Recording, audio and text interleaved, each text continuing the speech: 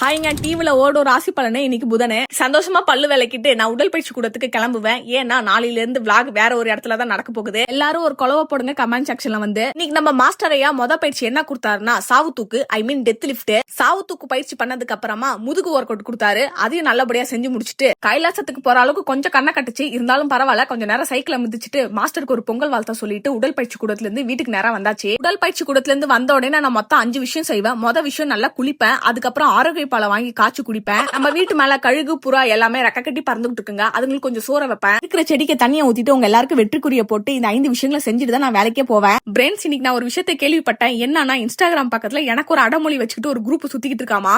என்ன அடமொழின்னு இப்ப நான் சொல்றேன், நல்லா இருக்கான்னு நீங்களே சொல்லுங்க. புல்லாங்குழல் வாசிக்கும் பொம்பளை கிருஷ்ணன் கோலார் ஜீவா அப்படின்னு தான் வச்சிருக்காங்க. எனக்கு அந்த அடமொழி ரொம்ப பிடிச்சிருச்சு, அதனால வச்சுக்கோங்க அப்படின்னு சொல்லிட்டு நான் வீட்டுக்கு வந்துட்டேன். அப்புறமா நம்ம குட்டி குஞ்சா வாங்க ஜாக்கி சான் போட்டுருக்காங்க, மேல போய் என்ன பண்ண போறீங்க, கொஞ்ச நேரம் என் கூட உட்காந்து பாருங்க அப்படின்னா அப்படியே பாத்துட்டு நான் அருமையா முடிச்சுக்கிட்டேன். நெக்ஸ்ட் விளாக்ல பாக்குறேன். பாய்.